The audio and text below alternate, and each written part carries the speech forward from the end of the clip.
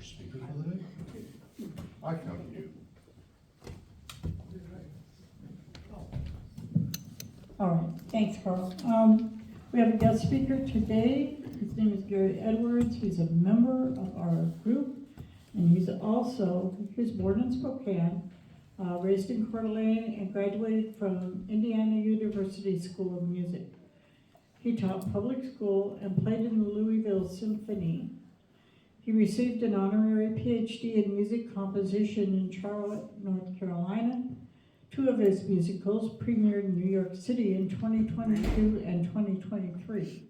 He's composed 14 music CDs and written and/or composed 13 musicals, 1 opera, 6 screenplays, and composed hundreds of pieces of music and songs in many genres. He's produced 1 full-length movie entitled How to Date Beautiful Women and over 100 TV broadcasts. He's written 17 books, and he's also bilingual, so English and Spanish. Glad to hear the English part of it too. Okay, so anyway, I want you to welcome Gary, and he's got some good stuff to say, so here he is. Thank you, Gary.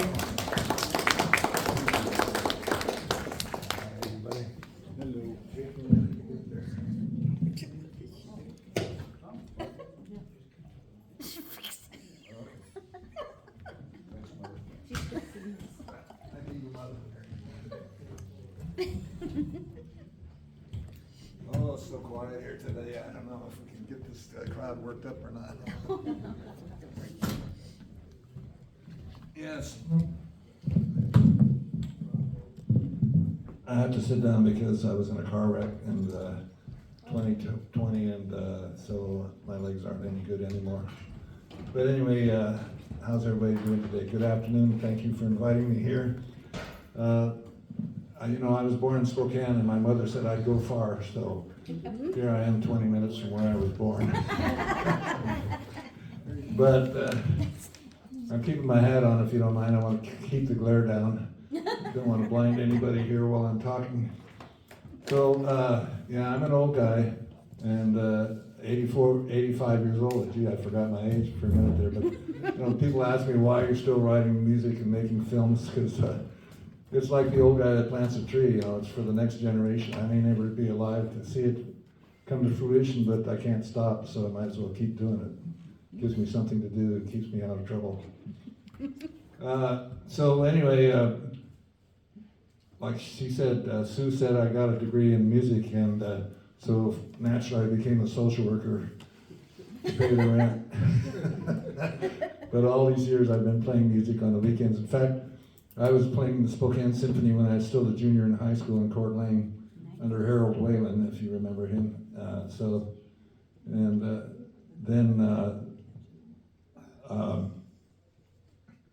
We started one of the first rock and roll bands in Spokane. I played bass in that band for 4 years also at the same time. So I like doing both ends of the musical spectrum, having fun and being serious. The rock and roll band, if you're old enough to remember, his name was Tom Stewart and the Rockers. Anybody remember that band? We played at the Armory. We played at the arena with the symphony a couple of times, the Coliseum they called it back then. But anyway, so music was my passion, and writing music, and I started writing music when I was 31 years old because my first wife told me she was moving out, so I said, well, I'll move out instead. And so I went down to San Francisco because I'd never lived there before, and I became a hippie on the weekends. So during the week, I'd be a social worker for Contra Costa County, and then on the weekends, I would go to San Francisco, and my friends had a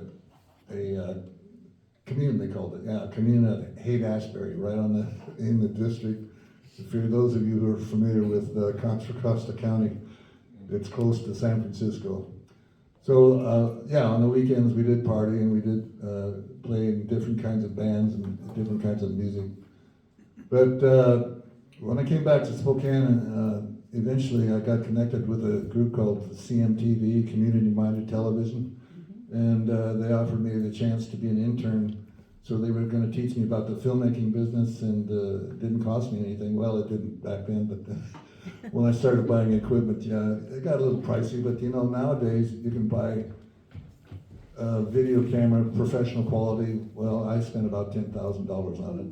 And, but in the old days, you know, they used to cost hundreds of thousands of dollars. And the software, the first software program I used was called Final Cut Pro, and it was $1,000, and then Apple, in their wisdom, discontinued the software, so I had to go out and buy another program called Adobe Premiere Pro, and they charge us $60 a month for that, even if I'm not making any money making movies.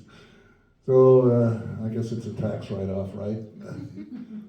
You guys know about tax write-offs? You write off all your business expenses, I hope, for when you're writing career and promotion. So anyway, I started working as an intern for CMTV, and they taught me how to shoot and how to edit and how to set the sound and the video, and I had a pretty good camera. So I shot Bill Gates' father one time, and I shot Mary, what was the name of the mayor? Mary something. I shot her one time because they were giving speeches. I shot him with my camera, so I didn't really shoot him with a 365 or whatever they call those guns. Anyway, but I'm here having fun, and so you might want to know about filmmaking. So there's a program I use. It's called Final Draft. I use version 16. You know how they keep bringing out new versions, so you have to pay more every year. But so far, version 16 works pretty good for me. And I remember our vice president gave a talk a few months ago about formatting. Well, with Final Draft, you don't have to worry about formatting. It comes pretty automatically. You know, they say that filmmakers and producers are pretty strict about making sure you follow the right format when you submit a script. And if it's not perfect, they just think you're an amateur and will throw away your script in the trash pile. So with Final Draft, it works very simply. You can actually import it by cutting and pasting something from Microsoft Windows. You can cut and paste it into Final Draft, but then you have to format it by just with the push of a button. So what you do is they have things called elements, and so one element is a character. So if you have the name of your character on the top, you just click on that word and click change to character, and then it inserts it in the proper place with the proper tabbing and everything else. And then you can click on a paragraph that's dialogue, and it'll convert it to the place on the paper where the dialogue needs to be. When I bought it, I don't know how much it is now, but it was like $85, and then maybe $25 or so every upgrade you got. But it's a program that works well, unlike some other programs. I found that it pays to buy the industry standard software for me, because if you buy freeware or use cheaper programs, they don't always do everything that you want them to do. So, so now I couldn't even spell director before, but now I am one. Anyway, I did bring a PowerPoint, but unfortunately, there's no TV set here that's big enough for you to watch. So templates are available on Final Draft for things like Broadway musical, Warner Brothers movies, scripts, that type of thing. So it comes with templates. And I use templates for making film screenplays and making musicals. I've written 13 musicals, and I've converted at least half of them to a screenplay. Screenplays aren't that difficult. It's not rocket science. It's just a question of taking a few seconds, a few minutes to figure out how to write a screenplay. So when you're making a film, the perspective, when you're doing a musical comedy on stage, the perspective is, what does the audience see? That you're writing the script to match that perspective. When you're doing filmmaking, the perspective is, what is the camera seeing? So you can't say what their thoughts are because the camera can't see that. You have to describe what their thoughts are by inserting an action or something to show that they're crying or they're upset or they're in love or whatever. So always be aware of what the camera is seeing. a book reader's perspective is, you can include any universal perspective. What is the universe seeing? We can see what the point of view of a different character may be in a chapter or in the whole book, or we can see a perspective when we need to show what the person is thinking. But with films and screenplays, you have to show what the camera is seeing when you write a script. Just about all my screenplays have a lot of music in them, so because that's my passion is composing music. When I was, most of the stuff I started when I was retired. I wrote maybe a couple of books and maybe a couple of CDs before I retired, but since then I've really had time to get everything off the ground. And like I said, at 85, I may not see the results, but I'll be having fun at least while I'm doing it. So the first thing you create when you write a screenplay usually is a title page. The first page of your screenplay is the title page, and if I had a TV set I could show you, but anyway, it's basically pretty much a blank sheet of paper except you have the title on the top or somewhere on the top third of the paper, and it may be in like 24 or 32 icons or whatever they call it, the font. And then you go down to the bottom left of the page. Oh, usually the title is centered. And then about in the middle of the page, you say it's by, so in my case, a lot of my screenplays are by Claude Solnick, book and lyrics, and Gary Edwards, PhD composer. Now my PhD sounds impressive, but basically what happened was I had started composing music when I was 31, but when I was about 80, I wrote a Christmas cantata, and this private, small religious university in Charlotte named Chun University, which was founded by a rich Korean guy, performed a Christmas cantata that I wrote. In exchange, they gave me a PhD. So you don't have to call me doctor. I don't have to tell you to take 2 aspirin and call me in the morning or anything like that. But still, I feel like I deserved a PhD, even though I didn't get it through a formal university, because I did written hundreds. Last time I counted, I'd written 800 different pieces of music in the last 50 years. I do have cards here if you want to go to my website, or you need my phone number for some reason, or want me to bail you out in the morning or something. Here's my card, and it's got my website, which basically has most of my music and books and videos. Okay, so then, like I said, on the title page, I was digressing for a while there. How long do we have? Because you gotta give me the hook when it's time to ask for questions. I'll throw something at you. Make sure that a tomato or something that gets thrown. But so while I'm here having fun, and if you have any questions, just shoot your hand up, and I'll talk to you. We'll chat, have a dialogue, go back and forth, because I'm always interested in learning from people. In fact, I actually started a new class this semester at Gonzaga, so I'm a student at Gonzaga now. I'm taking a class on writing an art song, and we're going to have a recital on, well, they keep changing the date, so now it's going to be May 3rd at least for 2 of our songs. And anyway, getting back to the title page, so basically you put your name and your co-writer's name and your contact information, address, phone number, website. So then the next thing they want you to put down, maybe on most screenplays, is a list of the cast. So we produced a musical called Stealing Mona Lisa. I wrote the music for it. It was in New York City on 2022 and 2023. Which is impressive, and it only started on Christmas, so it was 3 weeks. You do the math.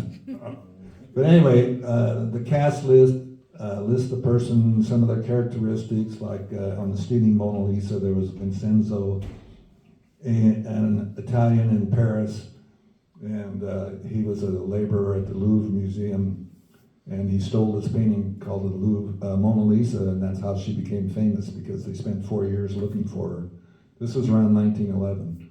And in our version of the musical, the painting comes to life and starts flirting and gets jealous and playing tricks and dancing and telling funny stories. So that's a little different perspective, but it's what makes our version unique. And they always want to know, what sexes and ages you're interested in using. If it doesn't matter what sex your character is, you can put down, non-exclusive or anything. In this case, Vincenzo was Italian, and that's important because he was stealing the Mona Lisa because of not only for the money, but also because he was patriotic and thought that the Mona Lisa belonged in Italy, where the creator Da Vinci was born. And so then we have, okay, let me get my magnifying glasses on here. Leah, a French woman, Vincenzo's girlfriend, Mona Lisa, the woman in the painting. We have a curator at the museum, an inspector, and in our case, our inspector was an old lady, and she did a great job. And that's one thing about doing a show in New York City. I've had live productions, but this was the greatest cast, young people working for nothing, volunteers, and they were all young and talented. I did a show that I wrote at Spokane Community College, and everybody put out their effort, but they basically were technical students. There was only one fine arts major. So, the quality of my cast keep getting better each time I do a new production. Okay, and then the next thing you want to put down is something about the setting. You're in a cafe in Paris, you're in a museum, it's night or it's day or it's you're outside or you're inside.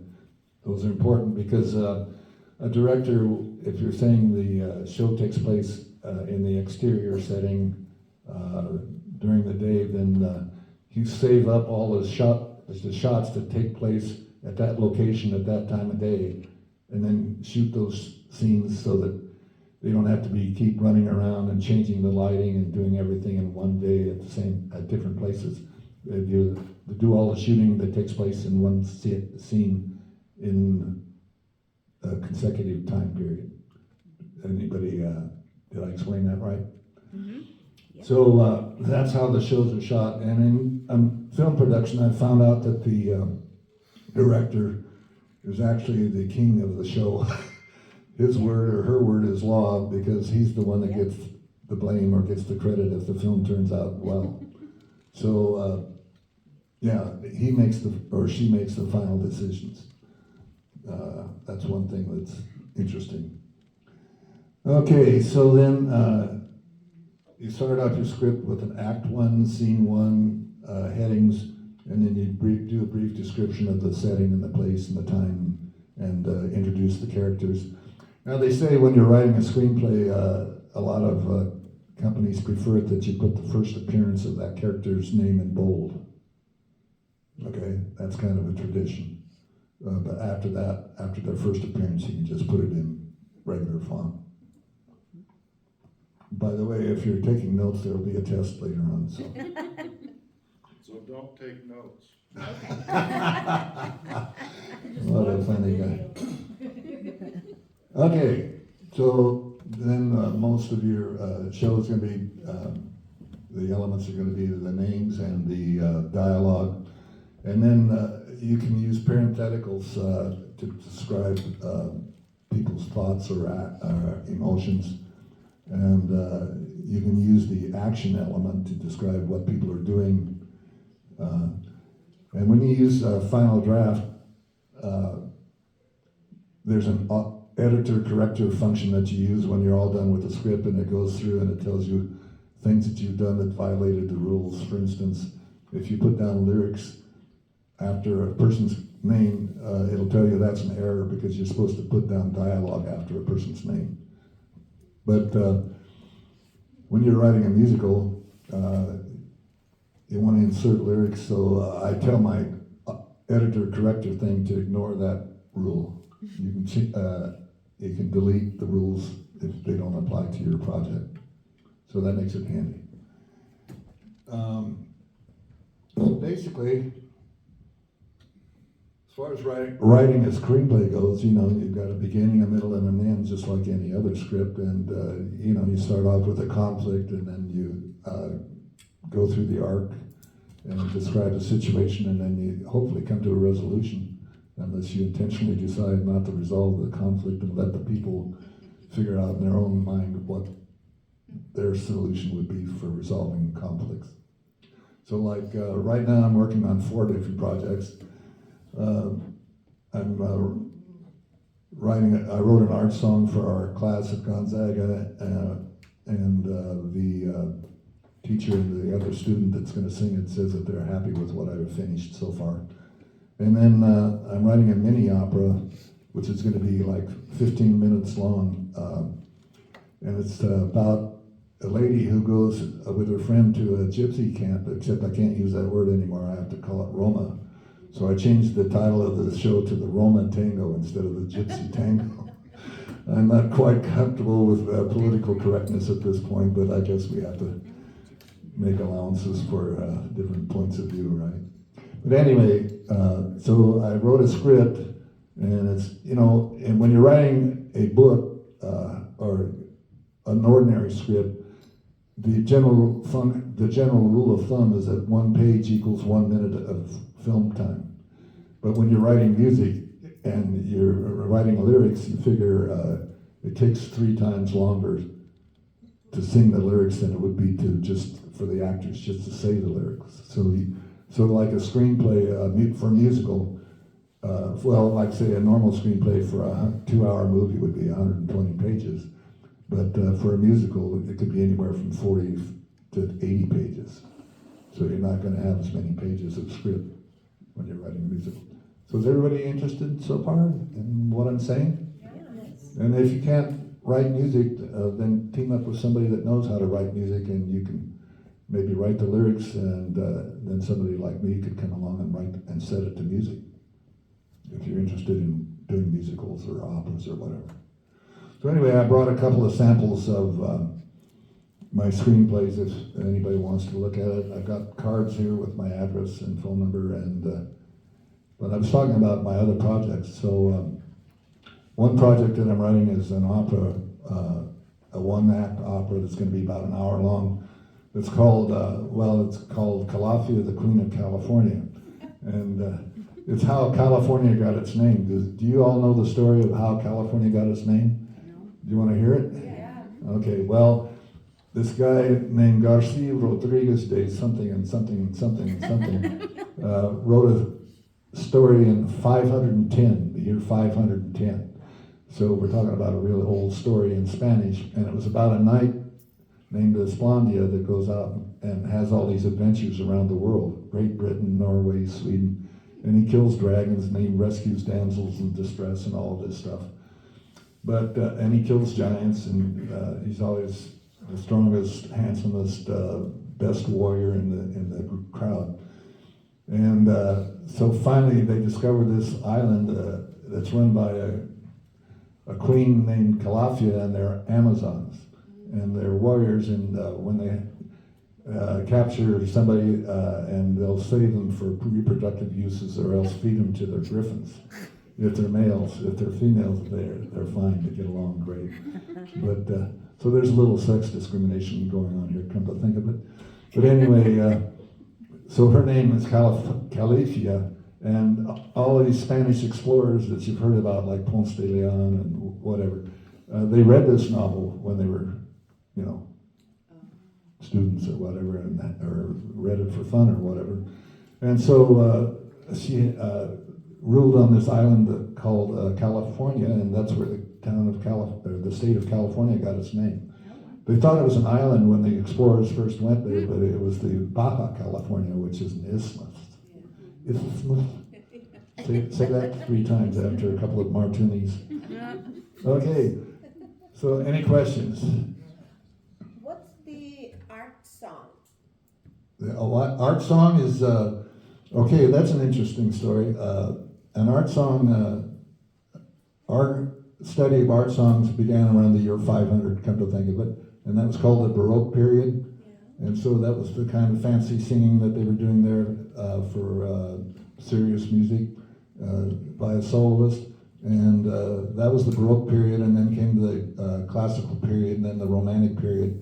And we're studying art songs and arts by singers up to from 500 to up to the present. So we're including Taylor Swift and Beyonce and people like that, and showing the similarities between the style and the structure of music that people did back in the year 510 compared to nowadays. And there's a lot of similarities in the melodies and the way they sing and the structures. And German art songs, for example, have a lot of gloom and doom and talk about death, and during the classical period and in the Romantic period, the French had a lot of music about unrequited love with long flowing melodies. And so, yeah, that's basically an art song in a nutshell.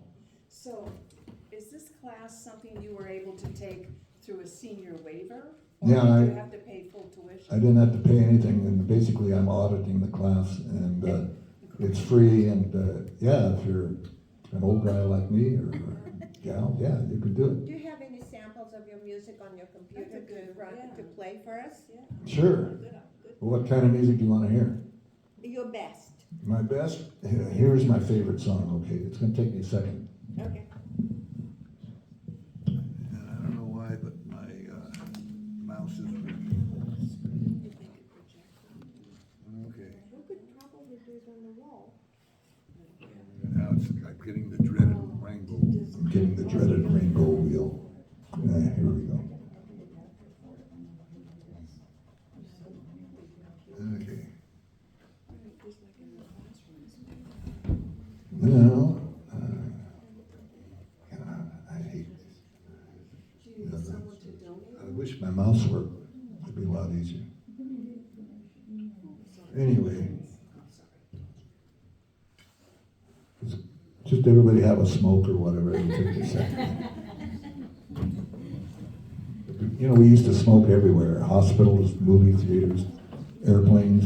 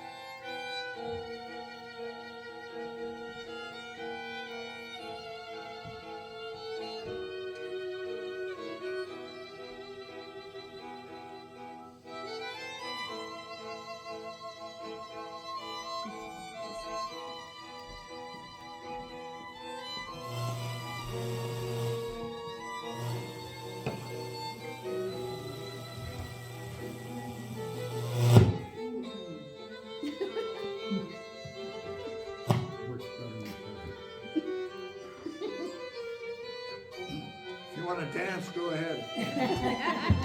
This song's 10 minutes long, by the way. Ah. I look. I like quitting right early.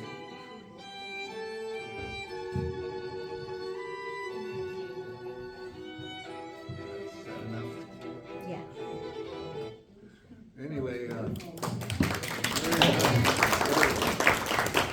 I didn't know I had that many relatives, but so that song actually was choreographed in New York City, and I have a video of it on my website with 4 attractive young ladies dancing to it. Nice. So it's a really great video. I'm really proud of some of the things that have gone on. I'm just having fun, and I'll keep having fun as long as I can. What's the title of it? That was the Gypsy Tango. You can do a Google on it and or go to my website and find it. Any other questions? That about it? Well, thank you very much. What a wonderful audience you've been. This is my first speaking engagement.